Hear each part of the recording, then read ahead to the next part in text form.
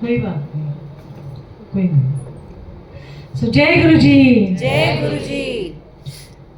आप सबको बहुत सारा प्यार और बहुत सारी मुस्कुराहट आपकी जिंदगी में। और गुरु जी को भी बहुत सारा प्यार और बहुत सारी नमस्ते गुरु जी। उनका प्यार बहुत अनोखा है, उनकी उनकी बात ही निराली है, उनके कल्याण करने के तरीके ही बहुत अलग हैं। उनकी हर चीज़ दुनिया से बिल्कुल उल्टी चलती है। जो परमात्मा के लिए हम सोचते हैं कि ऐसे होंगे वैसे होंगे क्या होंगे, बिल्कुल उसके उलट है। जितने भी दुनिया में पीर गुरु जितने भी हुए, सबकी अपनी एक स्टाइल है ना। उनका अपना एक तरीका है ब्लेस करने का सारी संगत को। कोई भी जो भी उनकी संगत बनता है या कोई भी उनके चेले चपाटे जो भी बनते हैं, गुरु जी का अनोखा ही तरीका है। सबके अपने तरीके, पर गुरु जी का तो बिल्कुल ही डिफरेंट अनोखा तरीका है। सबसे पहले तो उन्होंने कभी वहमों में नहीं डाला हमको, कोई भी वहम में नहीं डाला। उन्होंने सिर्फ एक सिंपल तरीका बोला जीवन जीने का कि सिंपली जियो आप। कोई वहम नहीं करना कि मैंने आज मंगलवार नहीं किया, आज मैंने सोमवार नहीं किया, आज मेरा शनि मिस हो गया, आज मेरा वो मिस हो गया। अगर आप गुरु को मानते हो, अगर गुरु को पूरी तरीके से समर्पण करते हो, किसी भी परमात्मा को आप समर्पण करते हो, तो आपको उनके हिसाब से सोचना होगा, या जो उन्होंने हमें बात बताई है उस हिसाब से आपको चलना होगा। तब जाके उनका प्रेम, उनकी फीलिंग, उनकी किसी का फोन बज रहा है, मेरा ही तो नहीं है। उनकी अगर उनकी ग्रेस पानी है, उनकी मेहर पानी है पूरे फुल तरीके से, ऐसा नहीं है आधे अधूरे तरीके से, तो इन वहमों से आपको निकलना पड़ेगा। आपने बोला कि मैं 40 दिन करती हूँ गुरु जी के, चलिया कर लेती हूँ, ठीक है। वहाँ पर ये सब नहीं चलता गुरु जी के यहाँ पर। गुरु जी एक सिंपल चीज़ आपसे मांगते हैं। क्या मांगते हैं? आपका प्रेम मांगते हैं, आपका प्यार मांगते हैं। आपके पास देने के लिए कुछ नहीं है। क्योंकि कितनी बार ऐसा होता था कि किसी ने बोल दिया कि ये लो गुरु जी, आपने हमारा कल्याण किया था, इतना किया, तो ये लो ब्लैंक चेक दे दिया उन्होंने। और चाहे गुरु जी 1 करोड़ भरे, चाहे 2 करोड़ भरे, जितने मर्जी, तो गुरु जी ने ये उनको जो चेक है वो सीधा फेंका और बोला कि तुम क्या दोगे? तुम खुद ही मांगते हो, मेरे पास आए थे मांगने के लिए, तुम मुझे क्या दोगे? पैसे तो मुझे चाहिए नहीं, क्योंकि गुरु जी के जो भी कपड़े पहनते थे उसमें पॉकेट नहीं होती थी कभी भी। सो हम क्या दे सकते हैं अपने गुरु को? हम कुछ नहीं दे सकते, सिर्फ एक सिंपल भाव दे सकते हैं, प्रेम का। सिर्फ प्रेम का भाव ही उनकी, क्या कहते हैं ना, उनकी खुराक है। हमारे पास देने के लिए हम क्या देंगे? हम सजावट दे देंगे, हम चांदी के बर्तन में भोग लगाएंगे, कोई भी फर्क नहीं पड़ता गुरु जी को। वो आपको वहमों से निकालने आए थे, वो आपको इतना दिखाने आए थे कि परमात्मा है, वो महसूस होते हैं। तो सबसे बड़ी गुरु जी की जो हमारी सृष्टि को देन है, हमारी संगत को, पूरी दुनिया, पूरी सृष्टि, पूरा ब्रह्मांड को सबसे बड़ी देन है कि वो धरती पे आए और उन्होंने हमको परमात्मा महसूस कराए उनके रूप में। तो उनके रूप में हमने जो परमात्मा महसूस किए हैं, जो हमने उनकी जिसको कहते हैं ना प्रेजेंस, उनका एहसास महसूस किया है, वो कभी ज़िंदगी में हमने नहीं किया। शायद बड़े जन्मों से हम भटकते, बड़े जन्मों से हम निकलते हुए पता नहीं क्या क्या करते हुए आए, पर हमें कभी उस परमात्मा का एहसास नहीं हुआ जो हमें गुरुजी ने एहसास दिया। तो इसलिए हमेशा अंदर से शुक्राना करो कि ज़िंदगी तो चलती है, जद्दोजहद भी चलेगी, ऊपर नीचे सब कुछ चलेगा, जीवन मरण भी चलेगा, पर जब तक उनका एहसास है तो हमारा जीवन सफल है। हम जितना मर्जी कुछ कर लें, करोड़ों रुपया कमा लें, 1 कमरे में रह लें, 10 कमरे में रह लें, पर सोचो कि जिसने ये रस चख लिया गुरु जी का, ये जो नाम रस, उनके एहसास का रस, उसको सारी चीज़ें फीकी लगती है। फिर उसको सब लगता है कि ये बेकार की चीज़ है।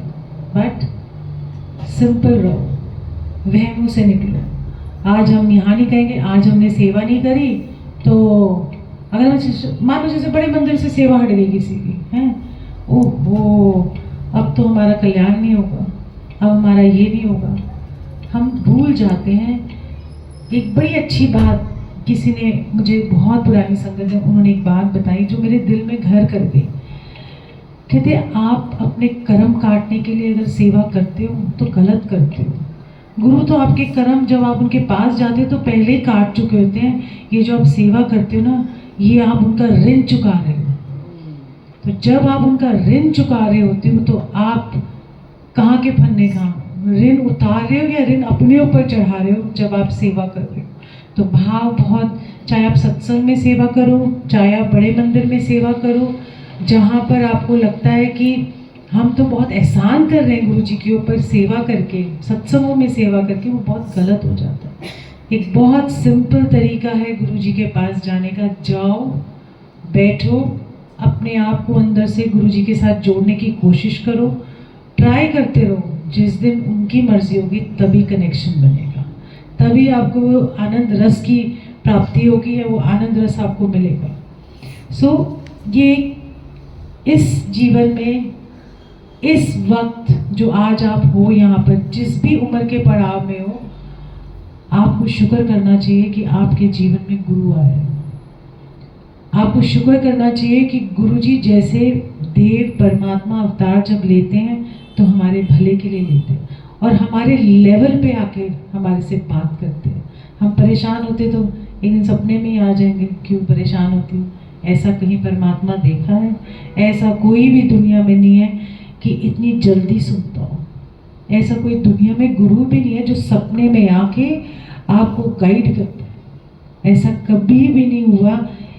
एक आध के सपने में जो बहुत उच्च कोटि के होते हैं तब आते हैं, कोई गुरु पीर या बहुत परमात्मा, मतलब महात्मा लोग आ जाएंगे, बट गुरु जैसा देव कोई दुनिया में है ही नहीं। क्यों मैं ऐसे बोलती हूँ? क्योंकि आप किसी से भी पूछ लो, कोई सपने में आ गए और गुरु जी स्पेसिफिकली बताएंगे एदे कोल जा, एदे कोल, और इतनी उनकी बारीकी है, इतना परफेक्शन है, उनकी क्लैरिटी है बात में कि वो सच होती है। तो इसीलिए ये नहीं कि सिर्फ एक के ही आते हैं, ऐसे करोड़ों लोग ऐसे भक्त हैं जिनके सपने में गुरुजी आते हैं और उनको गाइड करते हैं। तो इसलिए गुरुजी थैंक यू आपके आने का। इसलिए हम जन्मदिन मनाते हैं गुरुजी का सबसे पहले तो, कि जब वो आए हैं इस धरती पे, जब वो पैदा हुए तो सेलिब्रेशन है। क्यों सेलिब्रेशन है? अगर वो पैदा नहीं होते ना तो मैं और आप यहाँ नहीं मिले होते, ना हम गुरुजी को जान पाते, ना कोई परमात्मा का एहसास कर पाते। तो थैंक यू गुरुजी आने के लिए इस धरती पे। हमारे जैसे बेवकूफ़ लोग, ना शुक्रे लोग, बेअक्ल लोग जो वहमों में फंसे थे, हम सबको निकालने के लिए थैंक यू गुरुजी। और आप पैदा हुए इसलिए हम सेलिब्रेशन करते हैं। दूसरा सेलिब्रेशन अपने बर्थडे का भी हम क्यों करते हैं? हम अपने बर्थडे का, कि अगर मान लो गुरुजी तो पैदा हो गए, हम पैदा नहीं हुए होते तो हाय पता नहीं कितने जन्मों बाद हमें गुरुजी मिलते या ऐसे ऐसा फॉर्म मिलता, तो हम अपने बर्थडे को भी सेलिब्रेट करते कि थैंक यू बोलते कि आप भी पैदा हुए, उसका भी थैंक यू, हम भी पैदा हुए, गुरुजी थैंक यू, क्योंकि आप पैदा हुए तो हमारा भी पुनर्जन्म हुआ। सो थैंक यू गुरुजी इसके लिए बर्थडे का। सबकी अपनी अपनी जर्नी होती है। मेरी भी जर्नी ऐसी 2005 में शुरू हुई थी। कहते हैं ना कि उनकी नज़र तो शुरू से ही थी, हमें नहीं पता लगा कि वो हमारे पे नज़र रखी हुई। तो वो तो सब जानी जाने कि जब आप पैदा हुए थे तब से गुरुजी हमें देख रहे थे, चाहे आप हो चाहे मैं हूँ। तो 2005 में मैं बिल्कुल भी ऐसी नहीं थी कि पाठ पूजा वाली, ना कभी नवरात्रे रखे मैंने, ना कभी ऐसे मंदिरों में गई, और कहीं गई नहीं मैं। ऐसे सिर्फ 2 ही जगह जाती थी, एक बंगला साहब और एक साईं बाबा मंदिर, और कोई नहीं जाती थी मैं। तो ऐसे, और बिल्कुल वेस्टर्न वाली थॉट्स की कोई वो नहीं, दूर दूर तक पाठ पूजा कुछ भी नहीं, कोई भगवान की मूर्ति को ऐसे कि पाठ पूजा करो, ऐसा कुछ भी नहीं था। तो वो कहते हैं ना, गुरुजी कहते थे कि जब तुम्हारी ज़िंदगी में प्रॉब्लम्स आती हैं या आ चुकी होती हैं, तब मैं तुम्हारी ज़िंदगी में एंट्री लेता हूँ, मतलब मैं तुम्हारी ज़िंदगी में प्रवेश करता हूँ। और इसी तरीके से 2005 में जब हमने पहला हेलीकॉप्टर खरीदा था अपना, तो हमने अपने पैसे लगाए थे, अपनी मार्जिन मनी लगाई थी। और वो जो आप गुरुजी हेलीकॉप्टर में जिस हेलीकॉप्टर से उतरते हैं ना नीले रंग का, उसी हेलीकॉप्टर को गुरुजी ने प्लेस किया था। सो 2005 में जब हमने अपना पहले हेलीकॉप्टर खरीदा तो एक कंट्री है ब्राज़ील, उसमें साओ paulo एक जगह है, वहाँ से हमने हेलीकॉप्टर लिया और हमने पैसे वैसे सब इकट्ठे करके सब भेज दिए, सब कुछ मार्जिन मनी भी दे दिया। एंड जब मेरे हस्बैंड वहाँ पहुँचे साओ paulo, तो जो एजेंट थे वो भाग गए क्योंकि उनको अपनी कमीशन मिल गई। और वहाँ पर एक लैंग्वेज है पोर्चुगीज़ करके, उसमें सारा पेपर वर्क था और हमको पता नहीं था कि मतलब उनको पता ही नहीं था कि क्या लैंग्वेज है। और जब उन्होंने ट्रांसलेशन कराया तो उसमें था कि जिससे हमने हेलीकॉप्टर खरीदा उसने बताया कि इनका तो एक्सपोर्ट लाइसेंस ही नहीं है। और बहुत मुश्किल होती है ऐसे में कि आप किसी दूसरी कंट्री में किसी के एक्सपोर्ट लाइसेंस से ही अपना यहाँ पर इंपोर्ट कर सकते हो। अब बड़े परेशान हुए क्योंकि हमने सोचा पैसे भेज दिए, 15 दिन के लिए गए थे वो और 2.5 महीने हो गए वो वहीं पर ही रुक गए क्योंकि हर जगह गए, वो एम्बेसी गए, इधर गए उधर गए, पर कोई भी किसी ने कोई रियायत नहीं मिली हमको। तो मैंने बोला वापस आ जाओ फिर देखते हैं। तो इतने में मेरे हस्बैंड के फ्रेंड एक कमांडर नागपाल, मंडे का दिन था, वो आए और गुरुजी मतलब वो हमारे बहुत पुराने फ्रेंड्स थे। तो वो आए और उन्होंने बोला कि तू इतना उदास क्यों है, तो कहते हैं मेरे लिए तो सारे दरवाजे बंद हो गए हैं और अब मुझे सब पता नहीं कि मैं सड़क पे ही आ जाऊँगा। तो कहते हैं ऐसा है, मैं ना 3 साल से गुरुजी के पास जा रहा हूँ और कुछ नहीं करना। कह रहे वो एस्ट्रोलॉजर है? नहीं नहीं, कोई एस्ट्रोलॉजर नहीं है, बस जाना है। कह रहे मैं 3 साल से जा रहा हूँ। तो कह रहे आपने जाना है, चाय प्रसाद लेना है, पहले मत्था टेकना है, चाय प्रसाद मिलेगा वो पीना है, उसके बाद 4 लोग एक थाली में लंगर खाएंगे वो खाना है और मत्था टेकना वापस आना है, कुछ पूछना नहीं है। कहते फिर मैं उनको कैसे पता लगेगा कि मेरी प्रॉब्लम क्या है? कह रहे नहीं बस जाना ही ऐसे।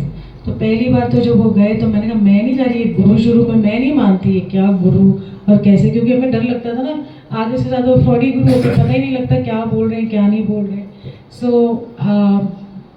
तो एनीवे पहले दिन तो हो गए थर्सडे को। तो जब वापस आए तो मेरे को भी क्यूरियोसिटी थी, जाने का मन भी, खिंच भी पड़ी थी, पर मैंने कहा नहीं मैं नहीं जा रही। तो वो गए और जब वापस आए कहते कुछ तो बात है वहाँ पर। मैंने कहा कुछ बात की गुरुजी ने? कहते नहीं। कह रहे कि जब मैं गया मत्था टेका तो मुझे गुरुजी पूछते हैं कि तू ठीक है? तो मैंने बोला हाँ जी गुरुजी मैं ठीक हूँ। कहते मैंने खाया जैसे लंगर खाया जो, कहते मैं जो 2 घंटे बैठा रहा वहाँ पर तो मेरा माइंड एकदम ज़ीरो हो गया, एकदम शांत। जो एक बिजनेसमैन के ना सारा टाइम खलबली मचती है, इधर से पेमेंट रुकी है, उधर से ऑर्डर नहीं आया, उधर से कुछ ना कुछ कश्मकश एक बिजनेसमैन को लगी रहती है। तो कहते मैं 2 घंटे ऐसे हो गए जैसे ब्लैंक ज़ीरो, एकदम मन शांत हो गया, कुछ तो बात है। मैं ठीक है फिर हम भी संडे को, मैं कहा अच्छा चलो संडे को मैं भी चलती हूँ। फिर हम संडे को गए।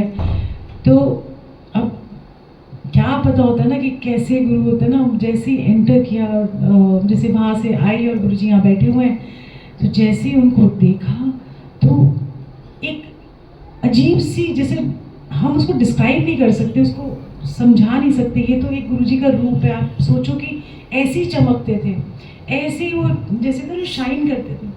और अब तो मुझे, मैंने कहा कितने सुंदर से लग रहे, कितना मतलब ऐसे आंखें ऐसी ही रह गई और अब तो मेरे मन में एक आता है गाना, मर गए तेरा रूप देख के, मतलब हम तो मर ही गए उधर आते आपका रूप देख के। और बड़ी अच्छी खुशबू आ रही थी, शब्द कीर्तन चल रहे हैं और हम बैठ गए वहाँ पर। जैसे ही हम बैठे तो नहीं बैठे नहीं, मैंने मत्था टेका। तो जैसे ही मत्था टेका, मैंने कभी किसी इंसानी गुरु को कभी मत्था नहीं टेका था, कभी भी नहीं। तो फर्स्ट गुरुजी थे जिनको मैंने मत्था टेका। तो जब मैंने मत्था टेका तो मुझे गुरुजी कहते हैं तो 10 साल पहले क्यों नहीं आई? मैंने ऊपर देखा और उनको बोला आपने मुझे बुलाया नहीं तो मैं आती कैसे? सीधा जैसे उन्होंने जिस टोन में बोला वैसे ही बोला। तो मुझे तो कहते तू कमली है। मैंने कहा अच्छा ठीक है, मुझे ज़्यादा पंजाबी ये वो ज़्यादा मुझे नहीं समझ में आते। बैठ गए। फिर उसके बाद शब्द कीर्तन चल रहे थे और शब्द कीर्तन की हमको कोई भी नॉलेज नहीं, कभी सुने ही नहीं शब्द कीर्तन। हमने एक आध दुक्का कहीं वो सुन लिए हो तो कभी ध्यान ही नहीं दिया। और शब्द कीर्तन इतने सुंदर चल रहे थे कि मुझे ना रोना आ गया वहाँ पर। जैसे ही रोती रही तो मेरे हस्बैंड मुझे कहते तो रो क्यों रही है, ठीक है प्रॉब्लम है? मैं कहा मुझे पता नहीं, आंसू बस बह रहे। मतलब वो अंदरूनी चीज़ थी जो नहीं समझ सकती थी मैं भी उस टाइम पे। सो थोड़ी देर बाद गुरुजी ने हमको बुलाया, हम दोनों को, और बोला अच्छा तेरा नाम क्या है? मैंने कहा ओल्गा, ओल्गा है मेरा नाम। अगर तूने अगर अगली बार जो ओगला बोला ना, हाँ हाँ प्लीज़, इतना अच्छा नाम है यार, मत बोल ऐसे। सो थोड़ा सा ना सीरियस हो गया था, इसलिए थोड़ा मजाक भी चाहिए होता है। सो उन्होंने बोला क्या नाम है? मैंने कहा ओल्गा। कह रहे ये तो पंजाबी वाला नाम है। मैं कहा नहीं नहीं गुरुजी रशियन नेम है। अच्छा अच्छा। फिर बोला कहाँ से हो? मैंने कहा हम ग्रेटर कैलाश रहते हैं। तो कहते हैं कि ओहो गटर कैलाश है। मैं कहा गुरुजी बड़ी गड्ढे वहाँ पे, नाम कह गए बस। ये भी हो गई बात। फिर थोड़ी देर बाद सारा अगला पिछला सारा मुझसे पूछ लिया, और उसके बाद फिर बोलते हैं कि हूँ दसो थोड़ी प्रॉब्लम की है। तो नीरज तो वॉज रेडी, उनका नाम नीरज था।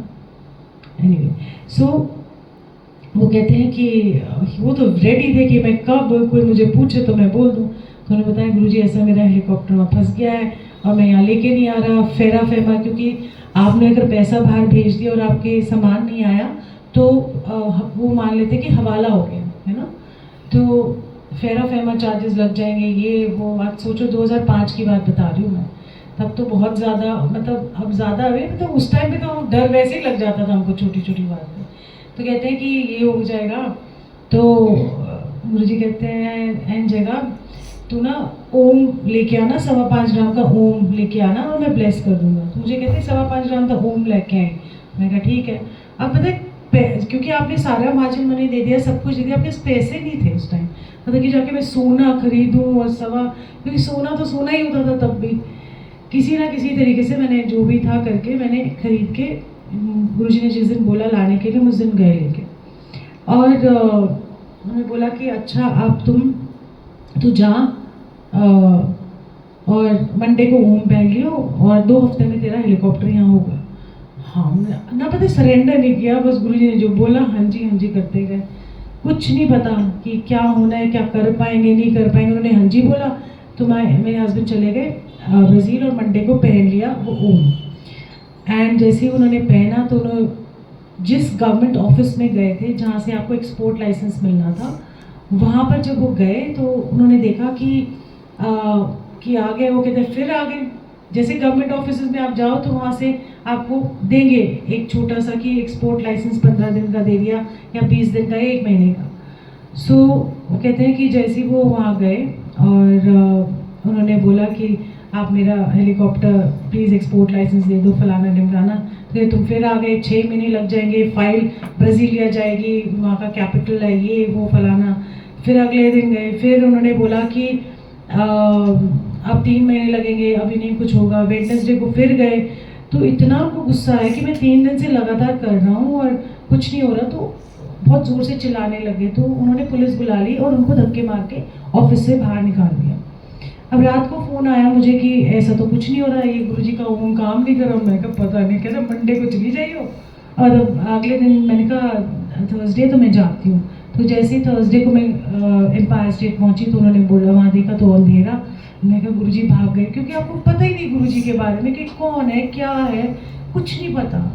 सो एनीवे तो अंदर से कोई आया और कह रहे नहीं आज गुरु पूर्णिमा है और बड़े मंदिर में फंक्शन है। मैं कहा अच्छा। एनीवे जैसे तैसे करके पहुंच गई मैं, तो मेरा ड्राइवर जानता था रास्ता।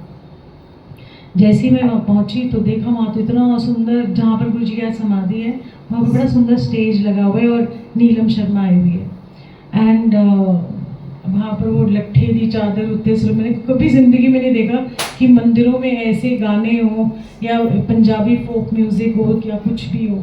ऐसे करते करते हमने वहाँ पर मतलब वहाँ बैठ गए हम सारे, जहाँ पर शिव जी की मूर्ति है। आज तो बहुत सारी सहूलियत है ना, तब तो ना कारपेट थे, ऐसे ज़मीन पे बैठ जाओ, ना पानी पीने को मिल रहा, ना हवा चल रही है, ना कूलर। आज तो बहुत फैसिलिटीज़ मिली हुई है सारी संगत में। उस टाइम पे गुरुजी ने हमें ना वो सिखाया कि गर्मी में भी हम ऐसा एहसास लेके आते थे। आजकल तो थोड़ी सी हमें गर्मी लगती है, माय गॉड गुरुजी बड़ी गर्मी है, ध्यान ही नहीं लग रहा था। सो वहाँ पर हम बैठे हुए थे और अचानक उन्होंने मेरा इतना मन कर रहा था नाचने को, मैं नाच नहीं पाई थी क्योंकि कोई नाच ही नहीं रहा था। मैं का पता लगा मुझे मंदिर से बाहर निकाल दिया। और वहाँ पर एक उन्होंने गाना गाया दमादम मस्त कलंदर, और जैसे ही उन्होंने वो गाना गाया मेरे से रुका नहीं गया। तो वहाँ पर कक्कड़ अंकल खड़े थे, उन्होंने बोला जाओ नाचो। एंड उस नाच में मैंने कहा कोई नहीं मेरा तेरे सिवा झूले लालन। और बस उस नाच में मुझे गुरुजी से इश्क हो गया। मैंने कहा सब कुछ दिया, तन दिया, मन दिया, आत्मा दी, दिल, जो भी कुछ है अब आपके हिसाब से, आप जो भी है सब कुछ आपका है। और पहली बार ज़िंदगी में ऐसा लगा कि मैं पूरी हो गई। पहली बार मुझे एहसास हुआ कि मेरा जीवन सफल हो गया, मेरा परमात्मा मुझे मिल गया। और एहसास दिलाने वाले भी वही थे। उनको परमात्मा समझने का, कई लोग कहते हैं कि क्या परमात्मा है, जो हमसे परम है, जो हमारी पहुंच से बाहर है, वही परमात्मा होता है, चाहे वो उसको कोई भी नाम दे दो आप। सो एनीवे वो सब हुआ। तो इतने में खूब नाची मैं और बस मस्त हो गई। मैं भूल गई प्रॉब्लम क्या है, कुछ पूछना है गुरुजी से कि ये दिक्कत है वो दिक्कत है। तो इतने में मेरे हस्बैंड के फ़ोन मिस्ड कॉल्स आई। तो मेरे को बोलते हैं कि कहाँ है। मैंने कहा अभी तो मैंने बड़े मंदिर में ही हूँ, पर अभी मैंने कुछ पूछा नहीं है। तो कहते हैं, मैंने कहा मैं पूछूंगी अभी अंदर जाके। तो मैंने कहा आप सरेंडर कर दो, छोड़ दो उनके ऊपर, जो होना होगा हो जाएगा। कह रहे सरेंडर कैसे करना। मैंने कहा ये तो आप डिसाइड करो कि आप कैसे सरेंडर करोगे। एनीवे आई थिंक 2-2:30 बज गए थे और लंगर खाया मैंने। और उसके बाद जब गुरुजी से आज्ञा लेने गई तो गुरुजी मुझे कहते हैं तू तो बड़ा सोना नाचती है। मैंने कहा थैंक यू गुरुजी। मैंने कहा गुरुजी ऐसे ना नीरज का भी मिस्ड कॉल आया था, तो कह रहा था कोई काम नहीं हो रहा है या कुछ भी नहीं हो रहा है। कह रहे ले जब तू नच रही सी तो मैं तेरा कल्याण ही कर रहा सी। मेरे को नहीं समझ में आई, कल्याण शब्द नहीं मुझे समझ में आ रहा। गुरुजी की वर्किंग क्या है, गुरुजी कैसे काम करना, मुझे कुछ नहीं मालूम था। मैंने कहा हाँ जी गुरुजी, और उन्होंने बहुत सारी ब्लेसिंग्स दी और मैं घर वापस आ गई गुरुजी के इश्क में गिरफ्तार। और कौन सा बंदा गाने सुनता है इश्क में वाले ना, मैं स्वासा दी माला नाल सिमरा मैं तेरा नाम, मैं वो सुन के गुरुजी से और इश्क बढ़ा मेरा। और नेक्स्ट डे दोपहर या शाम को मुझे नीरज का मैसेज आता है कि मैं हेलीकॉप्टर लेके आ रहा हूँ। मैंने कहा ये क्या हो गया। फिर वो कहता है मैं फ़ोन करूँगा बाद में, पहले मुझे अपना काम करने दो। मैं कहा ठीक है। और जब मैंने फ़ोन किया तो जब उनका फ़ोन आया तो मुझे बोलते हैं कि तूने बोला था सरेंडर करने के लिए, मेरे को तो कुछ आता नहीं है तरीका। मैंने तो पटियाला पैक बनाए, अपने ड्रिंक्स ली और इतनी सारी पी ली कि मैं बेहोशी की हालत में मैंने बोला गुरुजी हूँ सरेंडर, जो करना है तुझी करो। तो कहते इतने में थोड़ी देर में, कहते मैं आधा नींद में आधा लुढ़कता बुढ़कता। तो कहते हैं इतने में मुझे फ़ोन आया उसी गवर्नमेंट ऑफिशियल का जिसने धक्के दे के बाहर निकाला था। और बोला, तो उसने कहा आप घर आ जाए। तो नीरज सोचा था सपने में ही चल रहा है सब कुछ सारा कुछ। और जैसे उसने ये बोला कि आ जाओ, टैक्सी करके वहाँ गए उसके घर से वो लेके गया ऑफिस, बैकडोर एंट्री करवाई।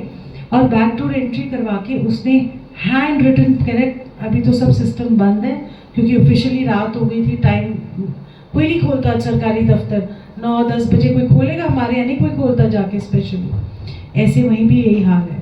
तो उन्होंने जाके खोला और 15 दिन की हैंड रिटन परमिशन दी, एक्सपोर्ट लाइसेंस दिया 15 दिन का, और बोला लेके जाओ। तो नीरज सोचा मेरे को तो ना शायद मैं सपना बड़ा अच्छा देख रहा हूँ।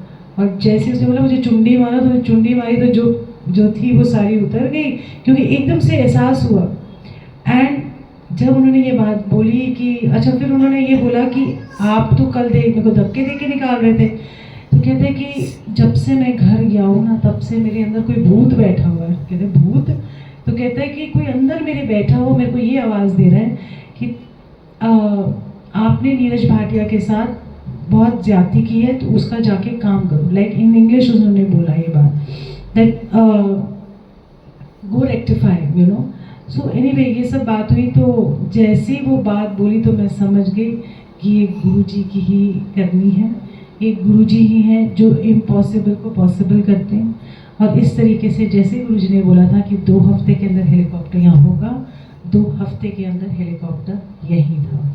तो जब हम थैंक यू बोलने गए दोनों जने गुरुजी को, तो बंदे को होता ही है ना कि हेलीकॉप्टर तो थोड़ा सा अच्छे से जाता है ना कि आ गया गुरुजी की ब्लेसिंग से। तो गुरुजी भी हंसी मजाक वाले थे। तो जैसे ही हम वहाँ से यहाँ उनके पास पहुँचने लगे तो गुरुजी कहते हैं जिन्हों के हेलीकॉप्टर आ गए ने वो पीछे जाके बैठे, और जिन्हों के हाले नहीं आए वो अगे आके बैठे। तो उसमें से कौन थे क्या थे, तो बड़ा सारी संगत हंसी एंड गुरुजी भी बहुत हंसे। तो इस तरीके से मेरी जर्नी ऐसे शुरू हुई।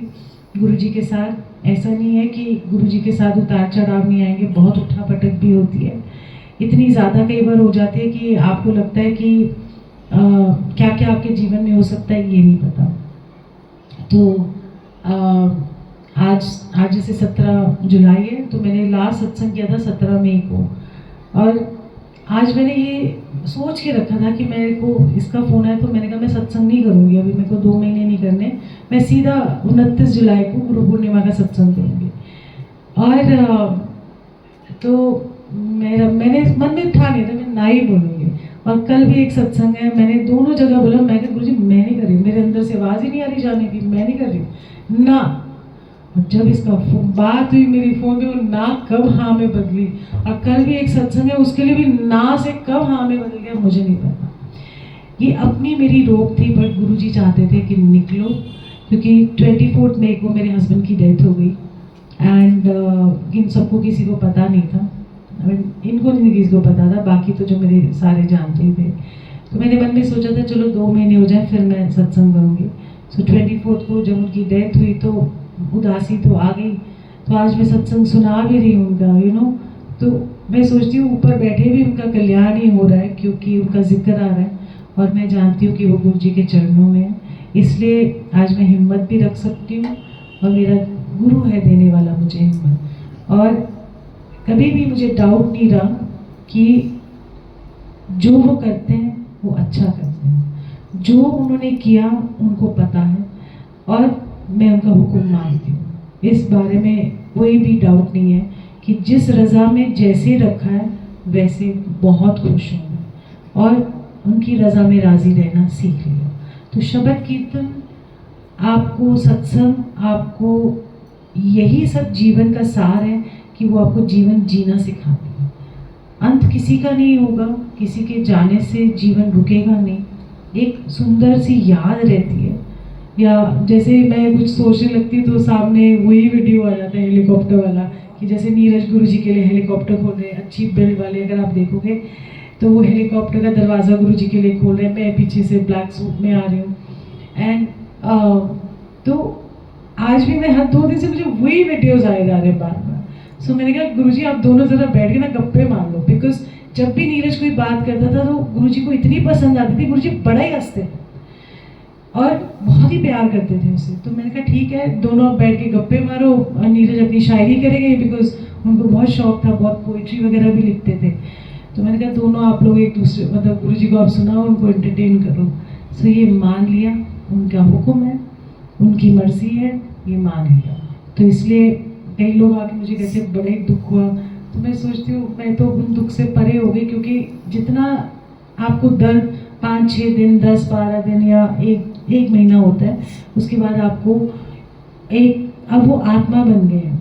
जब तक वो शरीर में थे वो मेरे हस्बैंड थे, वो एक फादर थे, एक बेटे थे, एक भाई थे, जो भी रिश्ते थे। जैसे उन्होंने शरीर छोड़ दिया तो वो एक अब सोल है, शरीर यहाँ रह गया, पर आत्मा की अपनी जर्नी है। तो कि थोड़े, मतलब आप सोचो 40 दिन उनको याद रखो, पर उसके बाद उनको रोक के याद नहीं करना, उनकी अच्छी मेमोरीज, उनके अच्छे गुण को याद करके, और गुरु जी को थैंक यू बोलना है कि वो हमारे जीवन में आए इतने टाइम के लिए। सो ये सीख मिलती है हमको सत्संग से, ये सीख मिलती है हमको गुरु के पास आके कि जीवन कैसे जीना है, जीवन का एक तरीका है। सो इस नोट पे मैं कहूँगी कि ऐसे गुरुजी से जुड़े रहो, ऐसे गुरुजी से प्यार करो, और हर जो भी वो करते हैं उनको पता है। आज अगर मेरी तबीयत ठीक नहीं है, अब मैं सोचूं गुरुजी मुझे ठीक कर दो, मैं दवाई नहीं खाऊंगी, ये भी गलत है। आप, गुरुजी कहते थे डॉक्टर्स के पास जाना है, अगर कहीं अगर उनकी मर्जी है तो नहीं होगा ऑपरेशन, पर उनकी मर्जी है तो वो ऑपरेशन होगा। तो उनकी रज़ा को मानो कि मैं दवाइयाँ नहीं खाऊंगी, मैं ये नहीं करूँगी, मैं वो नहीं करूँगी, ये भी गलत है। आप जाओ और दवाई बोलो गुरुजी, जो डॉक्टर के पास जाओ, जो दवाई खा रही हो वो आपकी कृपा से ही वो दवाई का असर होगा आपको। सो ये है उनकी बढ़ियाई कि वो आपको जीवन जीना सिखाते हैं, और आपका जीवन सफल हो, आपका इस धरती पे एज ए ह्यूमन बीइंग आना सफल हो, और एक मिठास हो आपके जीवन में, और गुरु का प्यार आपके जीवन में बना रहे और गुरु जी हम सबको ऐसे ही प्यार करते रहें। अगर उन्होंने हमको अपना बनाया है तो हम भी सारी संगत को अपना बनाएंगे तो गुरु अपने बनेंगे हमारे। और बहुत सारा प्यार करना चाहिए गुरु जी को, क्योंकि वो डिज़र्व करते हैं, वो हमारे लिए आए ना, तो वो डिज़र्व करते हैं। कि वो कहते थे कि मुझे सिर्फ प्यार चाहिए, तुम दे भी नहीं सकते मुझे, तो इसीलिए थैंक यू गुरु जी। हम कोशिश करेंगे कि हम आपसे प्यार करें, हमारे से भूल चूक हो सकती है। सो थैंक यू गुरु जी हमारे जीवन में आने के लिए और हमारे जीवन में इतना सारा प्यार लाने के लिए और इतनी अच्छी प्यारी संगत देने के लिए कि जहाँ ना की हाँ हो जाती है। और अब वही मैं बता रही ना, मैं तो मेरी मन की बात है ना, पर गुरु की बात है हाँ, तो इसीलिए उनके हिसाब से ही चलना चाहिए। जहाँ वो बोले ठीक है जाना है चले जाएंगे सलाम साहब करते हुए। सो ऐसे ही आपके जीवन में बहुत सारा प्यार रहे, बहुत सारी मुस्कुराहट रहे आपके जीवन में, और ऐसी खुशियाँ के पल हमारे जीवन में बने रहे जहाँ पर गुरु हमारा केंद्र बना रहे, तो उसमें रस ज़्यादा है। गुरु जी कहते हैं हाँ मेरे साथ जो पार्टी मनाओगे वो तो ऊपर जाएंगी, पर जो तुम अपनी पार्टियाँ मनाओगे वो नहीं जाएगी। सो इसलिए सारी चीज़ अगर हम सत्संग भी करते हैं, हम इनका केक भी काटते हैं, तो ये वाली जो चीज़ है ना, ये गुरु जी को बीच में रख के, उनको सेंटर में रख के, जब बच्चे, आई एम वेरी हैप्पी कि ये जो चिंटू चिंटू से बच्चे हैं ना, ये इतने पहले से जुड़े हुए हैं, और ये सारे उधर से ही आए हुए हैं इनके बच्चे, ये गुरु जी के भेजे हुए बच्चे हैं, इनकी पूरा अपनी संगत भेजी हुई है गुरु जी की। सो ये ब्लेस्ड है ऑलरेडी, क्योंकि ये देखो बैठ के जुड़ जाते हैं। हमारा तो आपका ध्यान उसको मिला, वो ध्यान इधर कौन आया कौन नहीं आया, उनका ध्यान जब लगता है तो एक चित्त होके लगता है। तो ये ब्लेस्ड बच्चे हैं, बहुत सारी इनको ब्लेसिंग्स गुरु जी ने पहले ही दी हुई हैं। सो कभी कभी ना बच्चे हमको ज़्यादा सिखा जाते हैं, याद रखना, जब इन लोगों को देखते हैं ना मत्था टेकते हुए, जिस भाव से मत्था टेकते हैं, उस भाव के सदके कि ये देखो गुरु से कैसे कनेक्टेड है। हम तो 10 बार मत्था टेकेंगे, सॉरी गुरु जी आज ये गलती होगी, उनसे कोई गलती नहीं होती, वो प्यार में मत्था टेकते हैं कि बस टेकना है। और मत्था टेकने का मतलब है कि मेरे अवगुण, मेरी सोच आपके चरणों में, और आपकी मत मैं लेके जा सकूं, आपकी सोच आपके गुण मेरे अंदर आ सके, ताकि जब मैं जाऊं और आपके पास आऊं तो मुझे मतलब गुरु जी आपको बोलें कि अच्छा वधिया काम करके आए तुसी, है ना। सो थैंक यू गुरु जी हमें ऐसे मौके देने के लिए कि सत्संग में हम बैठ सके 2-2 घंटे अपने घरों से टाइम निकाल के। एंड बहुत सारा प्यार आप सबको, और ऐसे ही हंसते रहो, मुस्कुरा दो, सीरियस नहीं रहो। भाई राम मैं नहीं सीरियस हूँ, तुसी नहीं मुस्कुराना, लो जी असी देखो कितना मुस्कुरा रहे, ठीक है। सो जय गुरु जी। अब